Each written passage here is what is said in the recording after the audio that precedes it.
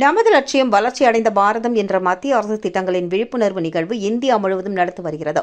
அந்த வகையில் இந்த நிகழ்ச்சியை புதுச்சேரி உள்ளாட்சித்துறையின் சார்பாக கொம்யூன் பஞ்சாயத்து மூலம் நடத்த திட்டமிடப்பட்டது. அதன் அடிப்படையில் ஒவ்வொரு கொம்யூன் பஞ்சாயத்து சார்பிலும் அந்தந்த கிராமங்களில் மத்திய அரசு திட்டங்கள் குறித்த விழிப்புணர்வு நிகழ்வு நடத்தப்பட்டு வருகிறது.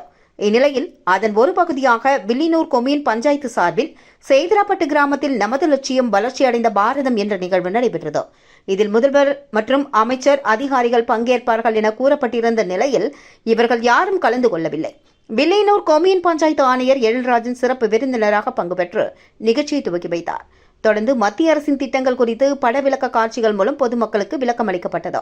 இதில் வேளாண் துறை, வட்டார வளர்ச்சித்துறை, சுகாதாரத்துறை, வங்கிகள், ஆதி திராவிட நலத்துறை, குடிமைப் பொருள் வழங்கல் மற்றும் நுகர்வோர் விவகாரங்கள் துறை, மகளிர் மற்றும் குழந்தைகள் மேம்பாட்டுத்துறை உள்பட பல்வேறு துறையின் அதிகாரிகள் கலந்து கொண்டு மக்கள் நல திட்டங்கள் குறித்து எடுத்துக் கூறி விழிப்புணர்வை ஏற்படுத்தினார்.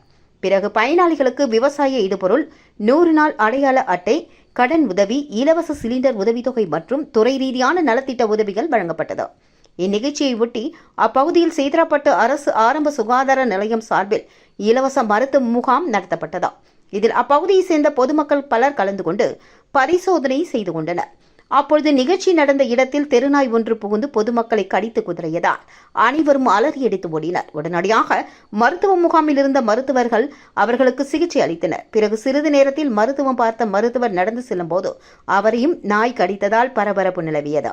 இந்த நிகழ்ச்சி நடந்த இடத்தில் 18 பேரை நாய் கடித்ததால் பொதுமக்கள் அச்சமடைந்தனர். இதனால் விழாவில் சிறிது நேரம் சலசலப்பு நிலவியது. எனவே வெறிப்பிடித்து திரியும் தெருநாயால் பொதுமக்களுக்கு ஆபத்து உள்ளதால் உடனடியாக பிடிக்க வேண்டும் என அங்கிருந்தவர்கள் கொம்யூன் பஞ்சாயத்து அதிகாரிகளிடம் மனு அளித்தனர்.